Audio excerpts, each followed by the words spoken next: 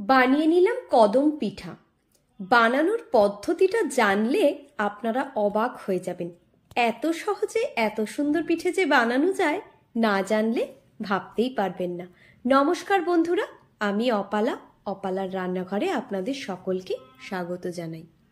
পিঠেটা বানানোর জন্য এখানে আমি দুটো নারকোল নিয়ে নিয়েছি। নারকোলটা একটা এই রকম মেশিনের সাহায্যে আমি কুড়িয়ে নিচ্ছি। এই মেশিনটার সাহায্যে নারকোল কোড়ানোটা খুবই সহজ হয়ে যায়। এই মেশিনের লিঙ্কটা আমি ডেসক্রিপশন বক্সে দিয়ে দেব, আপনারা চাইলে অনলাইনে কিনে নিতে পারেন।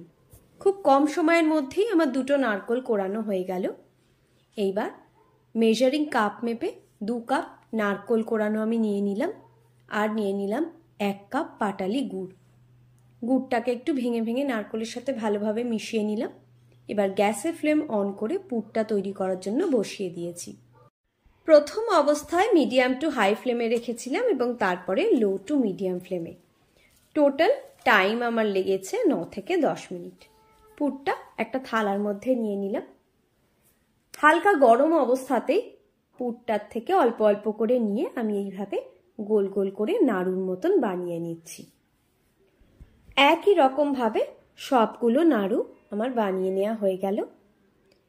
এইবার গ্যাসের ফ্লেম অন করে আমি 1 কাপ জল নিয়ে নিয়েছি। দিয়ে দিলাম 1/3 চা চামচ নুন আর প্রায় 1 টেবিল চামচ মতন ঘি।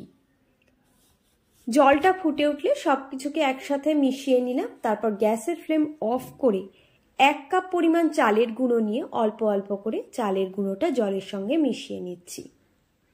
মনে রাখবেন, গ্যাসের ফ্লেম কিন্তু অফ করার পরেই চালের গুঁড়ো দিতে হবে। চালের গুঁড়োটা মিশিয়ে নেওয়ার পর ঢাকা দিয়ে 5 মিনিট রেখে দিলাম। তারপরে আমি চালের গুঁড়োটাকে একটা থালার মধ্যে নিয়ে নিয়েছি। আরও 1 চা চামচ ঘি দিয়ে দিলাম। দিয়ে এবার খুব সুন্দরভাবে অল্প অল্প করে হালকা গরম জল ছুঁয়ে ছুঁয়ে আমি এই চালের গুঁড়োটা মেখে নিচ্ছি। দিয়ে দিলাম এখানে 3 টেবিল চামচ গুঁড়ো চিনি। চিনিটা দেওয়ার ফলে হালকা যে একটা মিষ্টি ভাব তৈরি হবে, তাতে খেতে খুবই সুন্দর লাগবে। আর আমি এখানে চিনিটাকে গুঁড়ো করে দিয়েছি বলে মেশাতেও কোনো অসুবিধে হয়নি। এবার এই ডোটার মধ্যে আমি 2 ড্রপ ইয়েলো ফুড কালার মিশিয়ে নিলাম। যেহেতু কদম ফুলের ভেতরটা হলুদ হয়, তাই জন্য আমি এখানে কালারটা দিয়েছি। আপনারা না চাইলে স্কিপ করতে পারেন।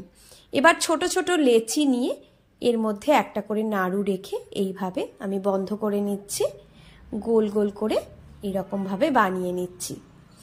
এখানে আমি বাসমতি চাল নিয়ে নিয়েছিলাম। চালটা আগে আমি ঘন্টা দেড়েক ভিজিয়ে তারপর জল ঝরিয়ে নিয়েছিলাম। এবার এই চালের মধ্যে একটু রোল করে নিলাম, যাতে চালগুলো গায়ে এরকমভাবে আটকে থাকে। একইভাবে আরও একটা পিঠে আপনাকে বানিয়ে আমি দেখাচ্ছি। এরকমভাবে গোল করে ভরে নিতে হবে। তারপরে এই চালের মধ্যে একবার রোল করে নিতে হবে। ব্যাস হয়ে গেল আমার একে একে সমস্তগুলো পিঠে রেডি করে নেওয়া। এইবার একটা স্টিমার আমি নিয়ে নিয়েছি। তার উপরে একটু তেল ব্রাশ করে নিলাম। নিয়ে এক এক করে সমস্ত পিঠেগুলো আমি এর মধ্যে সাজিয়ে দিয়ে দিলাম। এদিকে আমি কড়াইতে জল ফুটতে দিয়েছি। জলটা ফুটতে শুরু করলে এগুলোকে বসিয়ে দিলাম। পিঠেটা বসিয়ে দিয়ে একটা ঢাকা চাপা দিয়ে দিলাম। গ্যাসের ফ্লেমকে হাইতে করে প্রায় 25 মিনিট মতন সময় আমার লেগেছে পিঠেগুলো ভাপিয়ে নেওয়ার জন্য। দেখেছেন কত সুন্দর পিঠেগুলো তৈরি হয়ে গিয়েছে। গরম গরম পরিবেশন করুন এবার এই পিঠে। আমি একটু ভেতরটা কেটেও দেখিয়ে দিচ্ছি কত সুন্দর হয়েছে ভেতরটা।